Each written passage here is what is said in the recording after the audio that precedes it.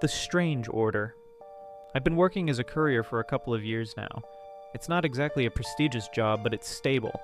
Delivering food, packages, sometimes documents, nothing complicated. The main rule is don't ask questions. Some customers prefer anonymous deliveries. Some leave weird instructions like, don't knock, just leave the package and walk away. But I've never cared. I've always preferred night shifts over day shifts. The city breathes differently at night.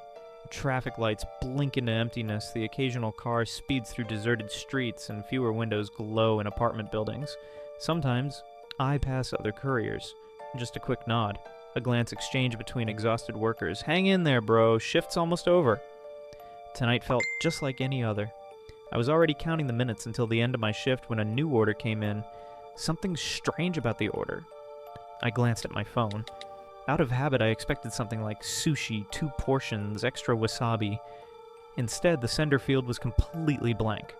Sender, no data. Delivery address, Rock Forest Street 24. I instinctively opened the map. The address looked wrong. Rock Forest 24. The place was in the old part of the city. I knew the area. There used to be high-rise buildings there, but the residents had been relocated about 10 years ago. Most of the buildings were abandoned. No one lived there, at least no one was supposed to. I checked the customer database. Sometimes the system provides a name or at least a contact number, but this time the number field was empty. I frowned. This looked like a system glitch. Even for anonymous orders, there's usually something, but here, nothing.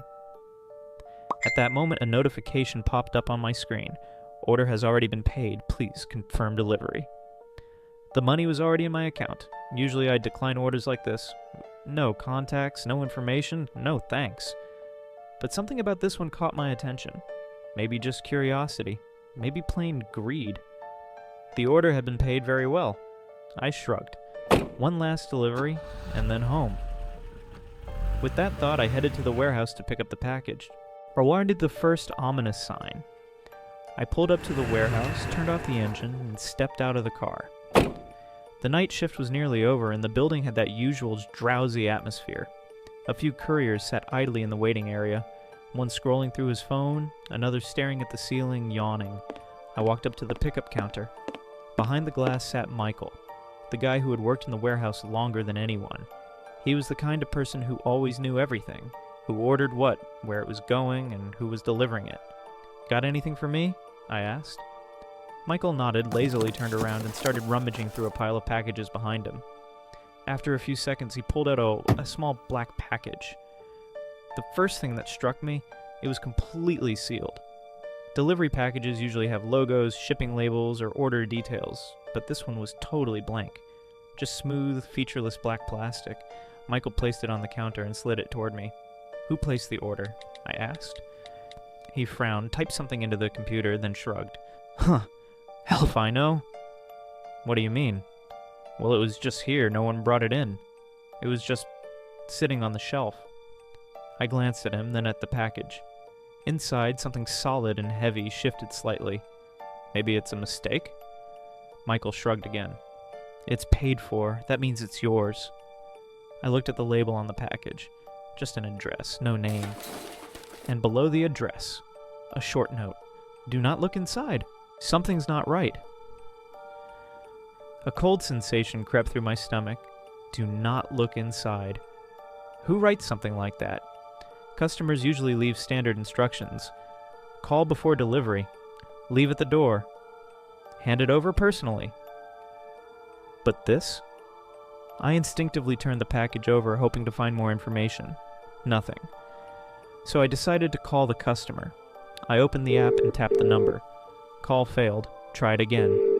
The subscriber is temporarily unavailable. One more time. This number does not exist. I stared at my phone, then slowly looked at the package again. For a brief moment, the thought crossed my mind. Maybe I should take a peek inside. But I pushed it away. A job is a job. I don't get paid to be curious. I picked up the package, nodded to Michael, and headed for the exit. That's when I noticed something. Michael was watching me for too long. His expression unreadable, like he wanted to say something but hesitated. I was already at the door when I heard his voice. Hey. I turned. Michael shifted uncomfortably, rubbed the back of his neck, and muttered, "Just be careful, all right?"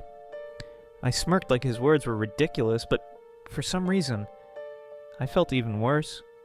As I stepped into the cold night air, the package in my hand felt heavier than before. The road to nowhere. I stepped out of the warehouse feeling a strange weight in my chest.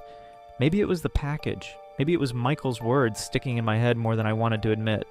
This order comes back. The ones who take it don't. It was nonsense. A dumb urban myth I had no reason to believe. But then why did I feel like I was about to do something irreversible? I tossed the package under the passenger seat, got behind the wheel, and turned on the GPS. Rock Forest, 24, an old residential district, long abandoned, nearly forgotten. I knew this place. Once. It had been full of life. Now it was nothing but emptiness. Why would anyone order a delivery there? The GPS plotted the route, and I pulled onto the darkened streets. The city of the dead. The farther I drove, the darker the city became. Streetlights flickered, buzzing softly before blinking out completely. At an intersection, I could have sworn I saw someone standing at the edge of the road. But as I got closer, nothing. Just empty streets stretching into the silence. The city felt different. As if I wasn't driving into a neighborhood, but into another reality. When I turned onto Rock Forest Street, the air inside the car grew heavy. None of the streetlights worked. The road was cracked, worn down by time. The buildings stood like silent, decaying monuments. Dark, empty windows, rusting balconies, and not a single sign of life. Who the hell orders delivery here? I muttered under my breath. I slowed down, searching for the right number. 22, 23, 24. Here it was, a house without people. I killed the engine and looked up at the building. An old apartment complex. Its windows were nothing but black voids staring back at me. No lights, no movement, no reason for anyone to be here. And yet, someone was expecting a delivery. I glanced at my phone. 4th floor. I looked toward the entrance. The door was open. I took a slow, deep breath. No one should be living in this building. No one should be waiting for me inside. But somewhere in the darkness, I could feel it. I wasn't alone. The door that shouldn't be open. I stood before the open entrance, feeling my heartbeat slow down. There's something about the human brain. It picks up on anomalies, even when you can't quite explain what's wrong. The street was empty. The buildings, lifeless. Not a single light in the windows. But the door in front of me, it was open. Not like a door left ajar by accident. More like someone had just stepped inside. Who? Someone waiting for me to follow? I took a slow, deep breath and stepped in. A stairwell that breathes. The stench of damp and mold hit me immediately. It was cold inside, much colder than it had been outside. The air shifted, vibrating with something just below the threshold of hearing. I turned on my phone's flashlight. Dusty walls covered in graffiti, a staircase with peeling paint, rusty mailboxes. But something felt off. The floor was covered in a thick layer of dust. And yet, no footprints, no scuff marks from shoes, no stray paw prints from a wandering dog, no signs of homeless squatters. Just untouched, undisturbed dust. I glanced back at the door. It was still open, but it wasn't open as wide as before. The elevator that shouldn't work. I exhaled slowly, gripping the package tighter. Then my eyes fell on the elevator button. It glowed with a faint red light. This elevator shouldn't be working. In abandoned buildings, the elevators are always the first to be shut down. And yet, here it was. Active. I didn't want to press it, but climbing the stairs. I looked up. A black void stretched above me, pressing down with its sheer emptiness. Then from somewhere in the darkness, a sound. A faint creak, like an old step giving way under weight. That was enough. I pressed the elevator button. Deep in the shaft, machinery rumbled to life. You're trapped. The elevator was slow. Too slow. Every second it took to descend, the weight in my chest grew heavier. The humming of the motor grew louder. Then it stopped. The doors slid open. Inside, the cabin was spotless, not a speck of dust, like someone had just cleaned it. I hesitated, then stepped inside, turned my back to the door, pressed 4. The doors closed. The elevator began to move. The silence inside was too perfect. I felt something. I couldn't explain it, but I knew I wasn't alone. A scream in the dark. As the elevator passed the second floor, the lights flickered. For half a second, everything went black. And in that instant, I heard a scream. Short, strangled, muffled, like a woman's voice. But it didn't come from outside the elevator. It came from inside. Cold horror crawled up my spine. The lights flickered back on. The elevator kept moving. The cabin was empty. But the air, it still carried the echo of that scream, as if something had just been here. A whisper behind me. The elevator kept rising. The deep mechanical hum drowned out the world. But underneath it, I heard something else. Something quiet. A whisper, software faint, but right behind me. I held my breath. Something was standing right there. I didn't move, didn't turn, and then I made out the words. "You shouldn't have come." My chest tightened. I spun around instinctively. Nothing. Absolutely nothing. But on the elevator's mirrored wall, and condensation, like someone had just been breathing over my shoulder. The doors opened. The elevator reached the 4th floor. I stared at the mirror. The condensation was slowly fading, but I couldn't watch it disappear, because it was fading too quickly, like someone had just stepped away. The doors slid open. A long hallway stretched before me, dark, empty. Except for one thing. A single wet footprint on the dusty floor. Bare. Human. I didn't want to step out, but the delivery... I had already accepted this job, and someone was waiting for me. The hallway that shouldn't exist. I stood on the edge of light and darkness. Behind me, the elevator, its dim light barely illuminating the dusty floor. Ahead, a long, empty hallway stretching into pure blackness. And in the middle of it, in this gray void, a single wet footprint, bare, human. It shouldn't be there, but it was. I stepped forward slowly. The floor was dry, coated in dust and grime. But the footprint, it was sharp, fresh, as if someone had passed by just seconds ago. I turned back. The elevator doors were still open, like they were waiting for me to come back, but I'd already stepped out, and now something here knew it. The wall that shouldn't be there. I looked at my phone. Apartment 407. I walked down the hallway, counting the doors. 401, 402, 403 further. 404, 405, 406. I stopped. 407 wasn't there. Where it should have been was just a wall, perfectly smooth, coated in a layer of dust. I stepped closer, ran my fingers along it, dry, solid, but when I pulled my hand away, there was a mark in the dust, a footprint, not mine. It had been there long before me, like someone else had once stood here and waited. The darkness that breathes. I turned back toward the hallway. It was darker now. The elevator light no longer reached the walls. The air felt heavy, like the space itself was shrinking. And then, a creak.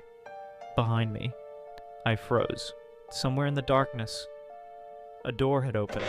I hadn't seen it, but I felt it, felt something move, something alive, something that had just stepped out. I clenched my phone, trying to keep my hands from shaking. Footsteps, software gliding, like someone didn't want to be heard. But I heard them. I saw the shadows shift. I felt the air grow thick, my chest tightened. I couldn't breathe. And then, my phone vibrated. I flinched, looking down at the screen. Unknown number. My hands turned to ice. Slowly, I tapped to open the message. The text was short. "Thank you for the delivery." I felt it getting closer. I couldn't move. And then, my phone glitched, screen warping like something was breaking through, a breath cold, right behind me, and then something grabbed my arm. Cold, clinging fingers. A clammy, unnatural sensation pressed against my skin. Not just a touch. Something was sinking into me, as if these fingers weren't made of flesh, but of something else. Something wrong. I couldn't breathe. I couldn't move. My body refused to respond. I could feel it. The hand gripping mine was longer than it should be. Bigger.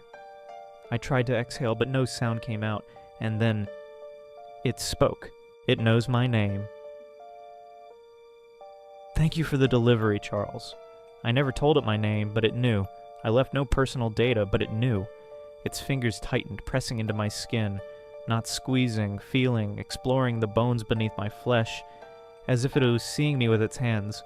I ripped free, stumbled backward, slamming into the wall.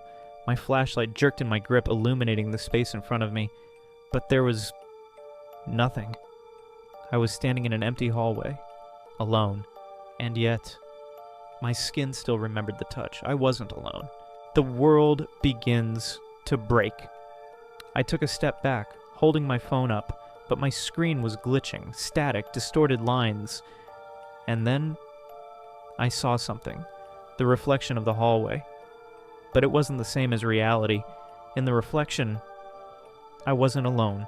A tall, skeletal figure stood beside me, arms too long, twisting like snakes, a face that wasn't a face, blurred and shifting, as if it had never existed at all. And the worst part, it moved slower than me, like a delay, like I wasn't looking at my reflection, but at someone's memory of me, and it was changing. Then, footsteps behind me. I couldn't turn around. On the screen, I saw its hand reaching for me, and I knew. It was doing the same thing in reality. A cold breath touched my neck, and I understood. If it touched me again, I wouldn't be able to leave. I broke free and ran. Kitun Sunam, the elevator closes on its own. I sprinted toward the elevator, but as I reached it, the doors began to close. It wasn't letting me leave. I lunged forward, edgingly made it. The doors slammed against my shoulder, but I forced myself inside. I smashed the button for the first floor. The elevator lurched downward. I stood there, breathless, staring at the metal walls, at my reflection. But now it looked normal, like nothing had happened, like none of it was real. But my skin still felt it. The cold, wet grip of something that wasn't human. I looked down at my hands. I was still holding the black package. I never should have brought it here. I never should have accepted this order. But I already had. And now, they knew who I was, erasing the tracks. The elevator was going down. I kept my eyes on the reflection in the metal walls, trying to convince myself. There was no one behind me, but I could still feel it. That touch, cold, clammy, like something had left a mark on my skin. But now, I was alone. I convinced myself of that. Or did I? Something is watching. As the elevator passed the second floor, I felt it, a presence, but not from inside the elevator, from the shaft, behind the doors. Something was there, moving, watching.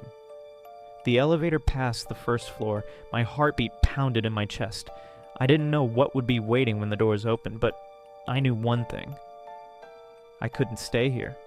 The elevator shuddered to a stop. The doors began to open. I stepped out. The air in the lobby felt thick, heavy.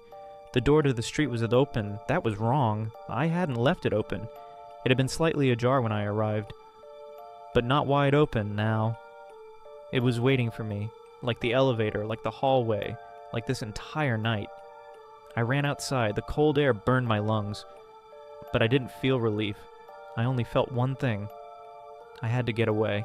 The vanishing order. I jumped into my car, slammed the door, locked the doors.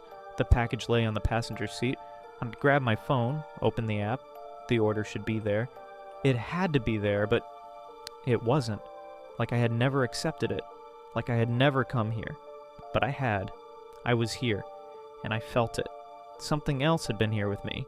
I opened my call log, tried to find that number. Nothing, no trace. Like my phone had never made a call. Like I had been here alone.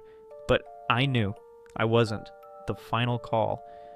I tried to convince myself it was over. I started the car, pulled away from the building, turned onto the main road, and then my phone vibrated. A new message. I didn't want to open it, but my finger moved on its own. You made the delivery. Now it's your turn. And then my phone rang. I looked at the screen. The caller ID was my own number.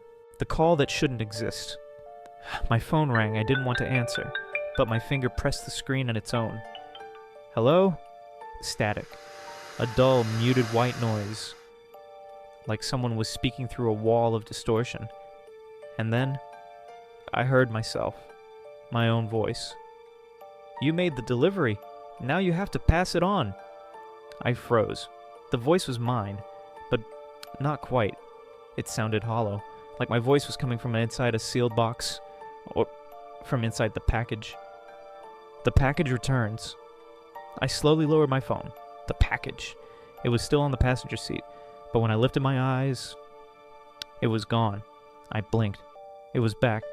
Now, it was on my lap, as if it had never left, as if everything had started over. The new order. My hand trembled as I reached for my phone. I opened the delivery app. A new order. Delivery address, my apartment. Comment. Now it's your turn. The phone slipped from my grasp. The screen flickered, then went black. I lifted my head and saw movement in the rearview mirror. Something stood behind my car, waiting, watching, something that now knew who I was. I was no longer just a courier. I was part of this. And now, I had to pass the delivery on. Thank you for watching. If you enjoyed this story, don't forget to like this video and subscribe to the channel for more eerie tales. What would you do if you were in the courier's place? Let us know in the comments below. Bye. See you later.